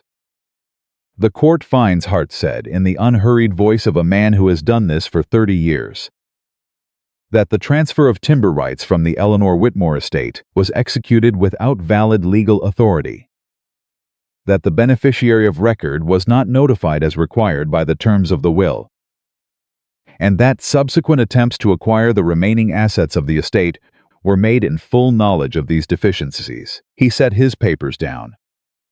The injunction is affirmed and expanded. All assets of the Eleanor Whitmore estate are to be held in protection pending transfer to the named beneficiary, Elizabeth Ann Whitmore, in accordance with the original provisions of the will. He looked over the room. The matter of the fraudulent power of attorney is referred to the state attorney's office for further review. That last line. That was not a fine, not a civil penalty. That was a referral that would follow Harlan Gale into every future business arrangement, every court filing, every land negotiation for as long as he continued to operate in the state of Virginia. Gale stood. For one moment, just one, he looked at Elizabeth. His expression was not angry. It was the expression of a man who has just recalculated and found the numbers no longer working in his favor. He was already thinking forward. She could see it. "This isn't finished," he said.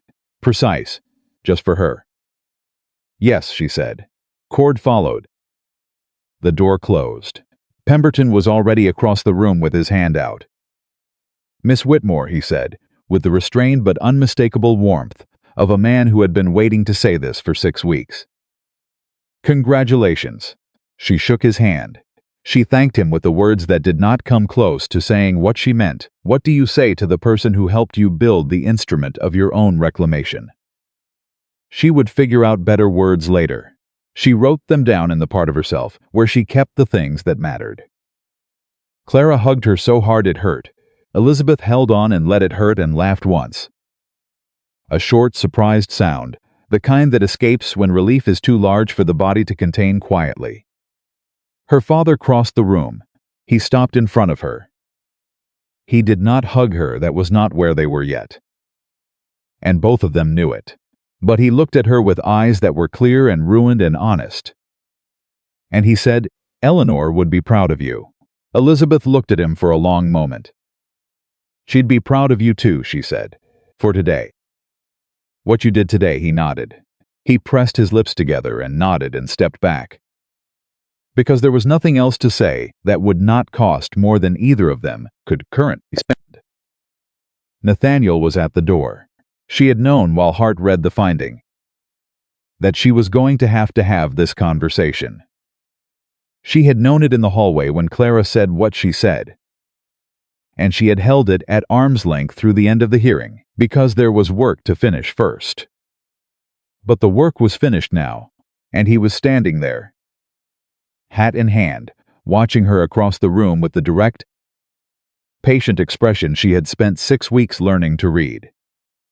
She walked to him. He didn't speak first. He waited, which was what he always did, gave her the space to arrive at things in her own time, at her own pace. "You should have told me," she said. "Yes," he said. No deflection, no explanation that came before the acknowledgement. Just yes. "I would have wanted to know. I know that. I might have made different decisions," she said. "Or I might have made the same ones. But they would have been mine, with the full information." "It does," he said. "You're right. I handled it wrong." She looked at him. She was angry she was going to be honest with herself about that, because she had spent too long being dishonest about her own reactions. She was angry that he had withheld something that touched her situation so directly. She was angry because she had trusted him, and trust, for her, was not a small or casual thing. But Clara's words were also true. A man who wanted only water rights does not ride through the night to arrive at a stranger's door, does not spend 6 weeks in Richmond and Charlottesville and late-night tables covered in documents, does not sit at 2 in the morning going through 12 years of land dispute records, because someone he barely knew needed to be protected. Those things were also true. Both things were true at once. And she was learning slowly, imperfectly, to hold complicated truths without needing to flatten them into something simpler. "Why didn't you tell me?" she asked. He was quiet for a moment. Really quiet, the kind that means a person is actually finding words instead of arranging ones they already had ready. "When I walked through your father's door in October," he said, "the water rights weren't why I came. I can because of what I heard in that tavern and what I knew about Gale, and because some things need doing and I was the person standing there." He paused. But I knew, when I saw the situation, when I understood the shape of the property, and what Gail actually wanted, I knew I had a stake. And I was afraid that if I told you, you'd think that was why I came. That it would change what the morning in your father's study meant. He looked at her. I was wrong to make that call for you. That was yours to make. I'm sorry. The apology was plain, no performance around it. Just the simple, uncomplicated acknowledgement of a man who had made a decision that wasn't his to make, and was prepared to say so. She held it for a moment. Do you have that stake? She said. The water rights if the estate is transferred to me. And I control the access. Yes, he said. My property's irrigation improved significantly. And is that why you're standing in this hallway right now? He looked at her with the unhurried steadiness that was, she had come to understand. Simply how he existed in the world present, unperforming. And real. It is not. She believed him. Not because believing him was easy or comfortable, or because it required nothing from her. She believed him because she had spent 6 weeks watching him move, watching him make decisions, watching the places where a man who was purely strategic would have made different choices. She believed him the way she had learned, in these weeks, to trust her own conclusions when they were built on evidence. All right, she said. Something eased in his expression. Not relief exactly, steadier than relief. Like a man setting down something he has been carrying carefully for a long time. 3 months passed. Then another 2. The estate was formally transferred to Elizabeth Ann Whitmore in February of 1818. On a morning that was cold and clear and smelled of wood smoke and the particular kind of quiet that belongs to things that have finally, after a long time, arrived where they were supposed to be. Pemberton handled the paperwork. Elizabeth signed her name not to a contract she had been forced toward. Not to an X someone else had placed, but to her own name. On her own terms, in the presence of witnesses who were there because she had chosen them. The Shenandoah property was real. She had ridden out to see it in January. Just her and Clara and a horse Nathaniel had lent them without being asked. And she had stood on Eleanor's land and felt the specific weight of something that had been withheld and was now restored. The timber was still gone. She was not a woman who spent energy grieving the irreversible. But the land was there. The water was there.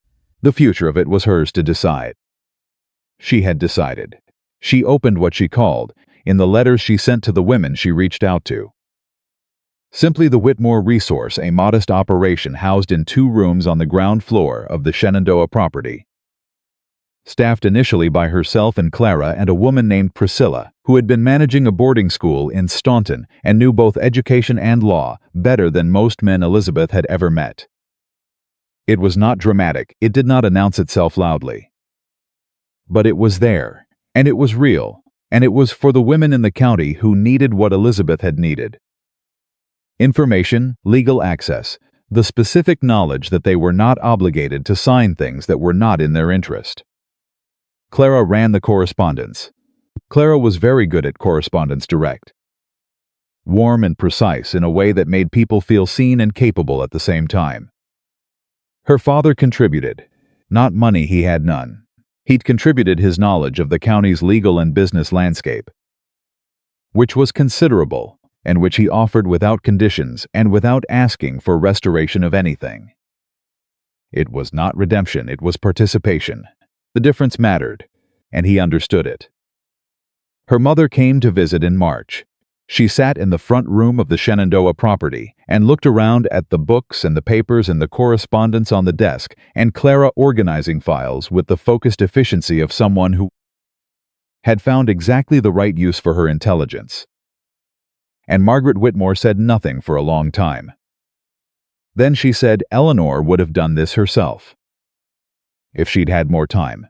I know, Elizabeth said. Her mother nodded. Good, she said. Same word as the doorway in Charlottesville. But warmer now. Fuller. Like the word was learning to say more than it used to. Nathaniel came in April. He had been back and forth to Kentucky through the winter, his own property. His own business, The things that didn't stop needing attention because a woman in Virginia was rebuilding her life. He had written letters. She had written back. The correspondence had been businesslike at first, then less businesslike. And then something that was neither business nor anything either of them had named yet, but that both of them recognized. He arrived on a Tuesday and came straight to the Shenandoah property and stood in the front room where Clara was doing correspondence, and Clara looked at him and said, "She's in the back," with the entirely unsubtle directness of a 19-year-old who had decided to have opinions about other people's lives.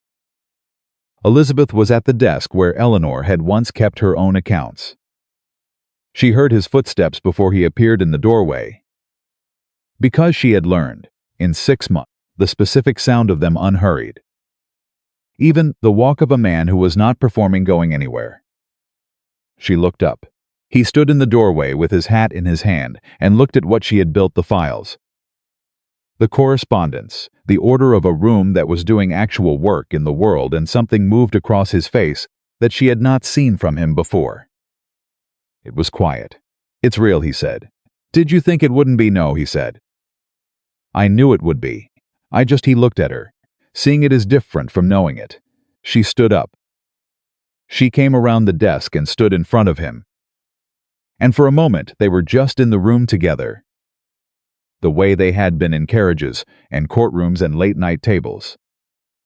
In all the various places where things had happened between them that hadn't been named yet.